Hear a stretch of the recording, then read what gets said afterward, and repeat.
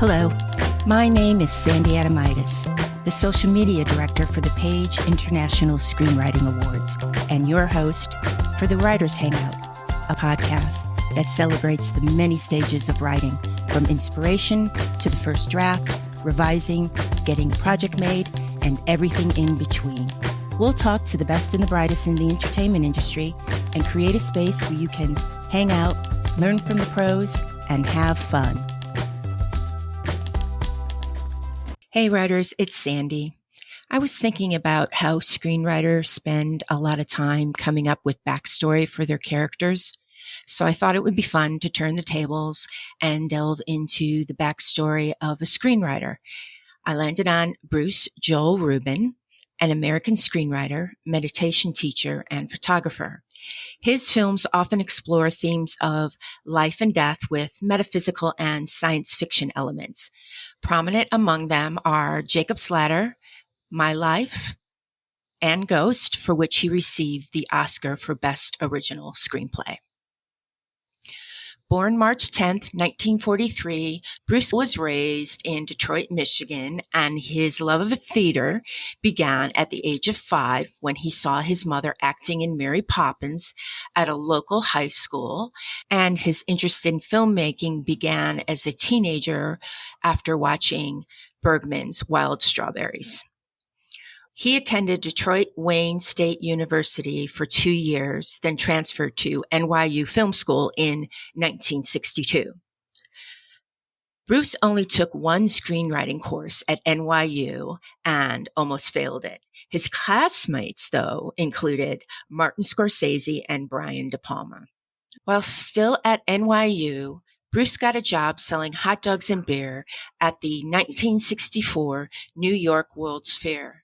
Every day, he spent his lunch break at the Johnson's Wax Pavilion, watching a 20-minute movie entitled To Be Alive by Francis Thompson, about the commonalities of growing up in cultures across the U.S., Europe, Africa, and Asia.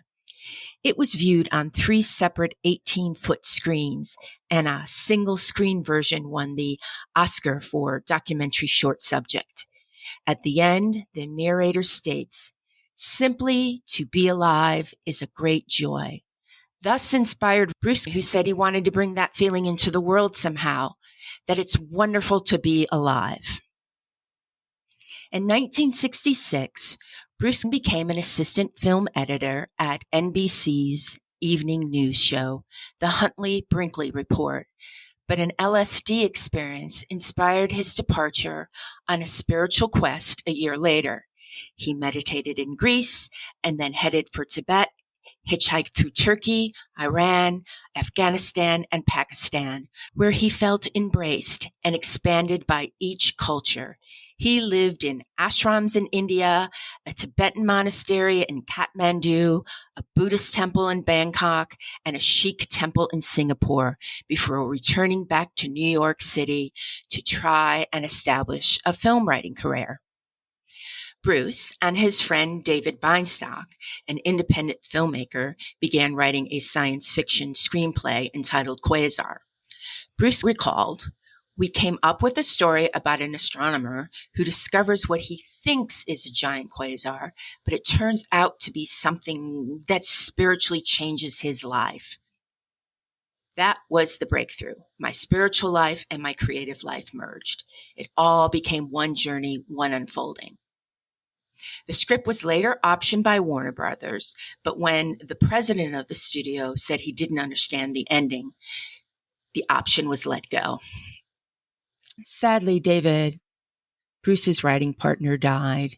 Then in 1974, Bruce and his family moved to Indiana, where Bruce's wife, Blanche, earned her doctorate at Indiana University, while Bruce earned his master's degree, taught meditation, and took a string of odd jobs while trying to write. In 1980, when Blanche was hired as a professor at Northern Illinois University, the family moved to Illinois.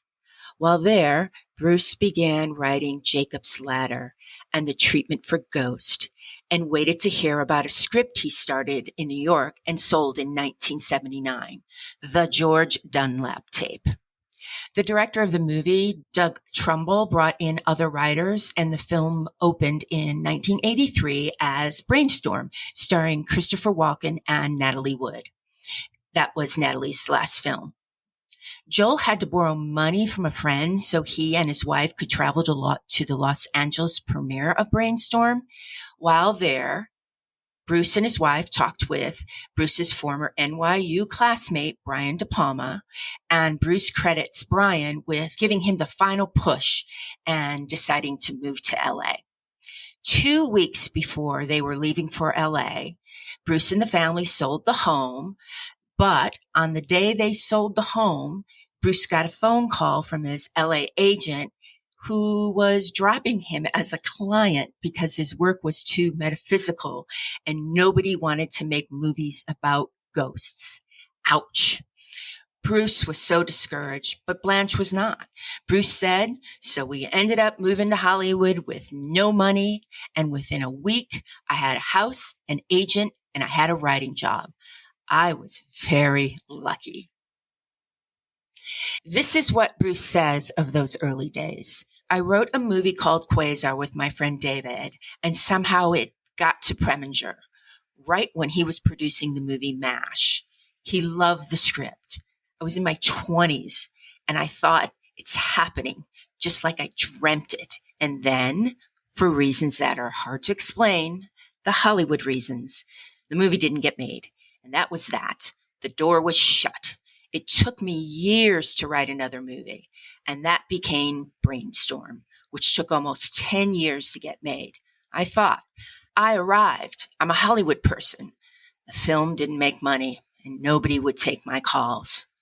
I was still living in the Midwest, and I thought, my God, what does it take to arrive in Hollywood? I was sending scripts off and nothing was coming back. My wife looked at me and she knew how hungry I was for this. She went to the head of the department where she was teaching in Illinois and said, we're moving to California. She had all the faith that it was going to work. I had nothing but fear. I was in my 40s. We had 2 kids and enough money to live in LA for maybe a couple of months. We just took off and the career started to happen. A seed falls in the right soil and it grows. Without my knowing it, a script that I had written called Jacob's Ladder had been in an article about the best unproduced screenplays in Hollywood. Because of that article, people all over town had read it. I arrived in Hollywood as a known entity, which was shocking. I would go into meetings and they would say, you wrote Jacob's Ladder? We love Jacob's Ladder. You can't cut yourself out of the game. If you really want this, fight for it. That's a dangerous thing to say to some people because it doesn't always work. Obviously, it's huge taking a leap of faith. I have done it about 4 times in my life where I've given up things and just said, go see what happens. It has worked every time. If you believe in yourself that much, that also generates things. But if you have a leap of faith that is underpowered, where you're questioning it as you leap, you don't get to the other side. You can't leap without complete and absolute willingness to die for what you want. The greatest hope for anybody who is writing a screenplay is that they're writing. The mere fact that you're writing is hope. It's alive on the page. It may not be good screenwriting.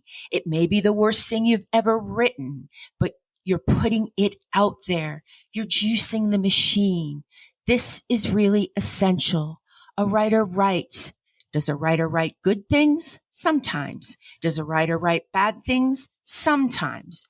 But if you keep writing, the balance will work out. You write enough bad things, and believe me, I've done it. The good things start to come. Don't be afraid of rewriting. Don't be afraid of reimagining your own material. When 14 people tell you they don't like this character, believe them. Something is not right with that character. Go back and fix it. You can always make it better. My research for the backstory of Bruce Joel Rubin was the book Tales from the Script, edited by Peter Hansen and Paul Robert, IMBD, Sedona News, The Hollywood Reporter, and an article in Vanity Fair. That's a wrap for the Writers Hangout. Thanks so much for listening. If you enjoyed the show, please subscribe, like, and thrive. Till we get to hang out again, keep writing. The world needs your stories. The Writers Hangout is sponsored by the Page International Screenwriting Awards. Executive producer, Kristen O'Verne. Producers, Terry Sampson and Sandy Adamitis. Music by Ethan Stoller.